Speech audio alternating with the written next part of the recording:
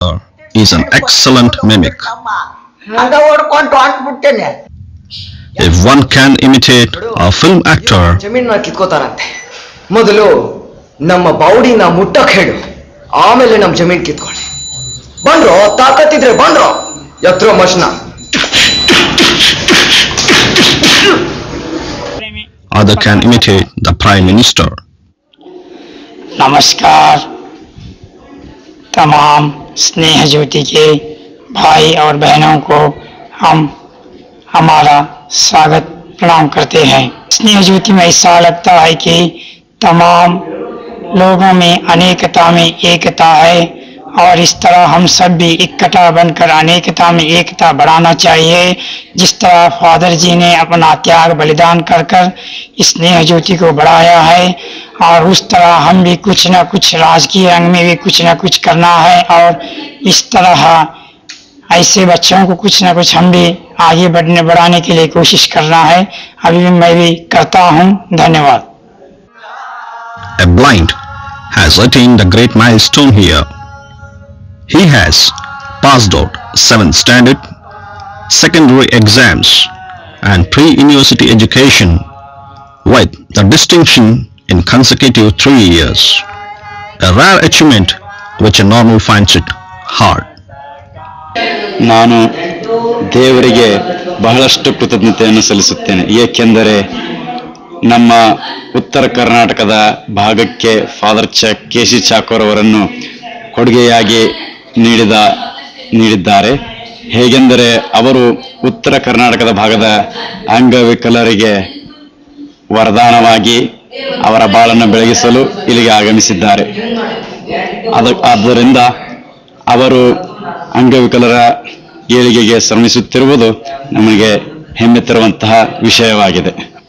Sneha Jyoti Center for the Physically Challenged has been doing tremendous and challenging work for the benefit of the people with various disabilities and those who are really coming under vulnerable sections of the society. Its primary object is to provide self-employment opportunities and enable people with disabilities to avoid dependency on external support to the extent possible.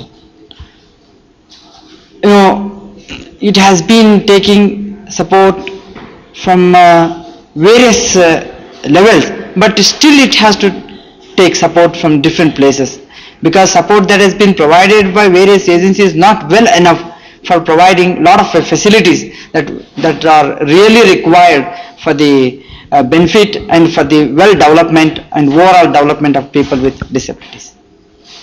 So Sneha Jyoti is providing its Jyoti, that means light to such darkness where we don't find light of moon and stars. ನನ್ನ ಹೆಸರು ವೀರ.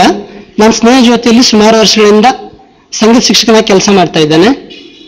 ನಮ್ಮಲ್ಲಿಗೆ ಮಕ್ಕಳು ಬಂದ ಮೇಲೆ, ಅಂದರೆ ಈ ಮಕ್ಕಳು ಬರ್ತಾರಲ್ಲ, ಅವರು ಹುಟ್ಟಿನಿಂದ ಕುರುಡರಾಗಿದ್ದರೆ ಅಂಥ ಮಕ್ಕಳಿಗೆ ನಾವು ಸುಲಭವಾಗಿ ವಿದ್ಯಾಭ್ಯಾಸವನ್ನು ಕಲಿಸ್ಬೋದು. ಆದರೆ ಕೆಲವೊಮ್ಮೆ ಏನಾಗ್ತದೆ, ಮಧ್ಯದಲ್ಲಿ ಕಣ್ಣುಗಳನ್ನು ಕಳೆದುಕೊಂಡು ಬರ್ತಾರಲ್ಲ, ಅಂದರೆ 9th ಆದಮೇಲೆಯೋ PUC ಆದಮೇಲೆಯೋ 6th 7th 8th ಈ ಥರ ಓದಿದ ಮೇಲೆ ಕಣ್ಣು ಕಳೆದುಕೊಳ್ತಾರಲ್ಲ, ಅಂಥ ಮಕ್ಕಳು ತುಂಬ ನೋವಿನಲ್ಲಿ ದುಃಖದಲ್ಲಿ ಅವ್ರ ಮಕ್ಕಳು ಮತ್ತು ಅವ್ರ ಪಾಲಕರು ಇಲ್ಲಿ ಬಂದು ತುಂಬ ಸಾರಿ ನಮ್ಮ ಹತ್ರ ಹತ್ಕೊಂಡು ಎಲ್ಲ ಮಾತಾಡ್ತಾರೆ.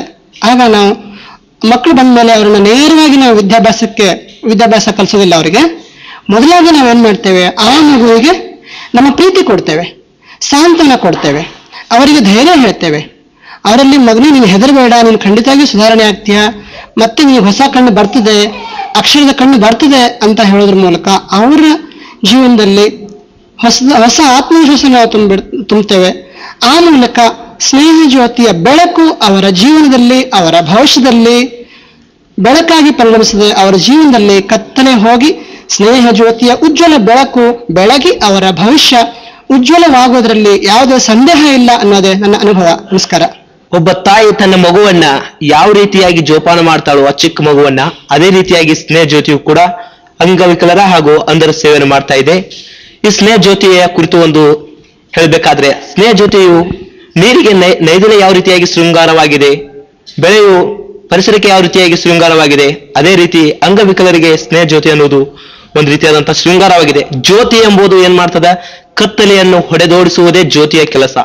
ಅದೇ ಸ್ನೇಹ ಅಂದ್ರೆ ಪ್ರೀತಿಯಲ್ಲಿ ನಾವೆಲ್ಲರೂ ಕೂಡಿ ಈ ಸ್ನೇಹ ಜ್ಯೋತಿಯಲ್ಲಿ ಒಂದೇ ರೀತಿಯಲ್ಲಿ ನಮ್ಮ ಮನೆಯ ನೆನಪುಗಳು ಕೂಡ ಆಗುವುದಿಲ್ಲ. ಸ್ನೇಹ ಜ್ಯೋತಿ ಏನ್ ಮಾಡ್ತಾ ಇದೆ, ಎಷ್ಟೋ ಜನರಿಗೆ ಒಂದು ಬಾಳನ್ನು ಕೊಟ್ಟು ಎಷ್ಟೋ ಜನರ ಬಾಳಿಗೆ ಒಂದು ಜ್ಯೋತಿಯಾಗಿ ಅವರ ಸರ್ವಸ್ವವು ಕೂಡ ಸ್ನೇಹ ಜ್ಯೋತಿಯಾಗಿದೆ ಅಂತ ಹೇಳ್ತಾ ಇದ್ದೀನಿ.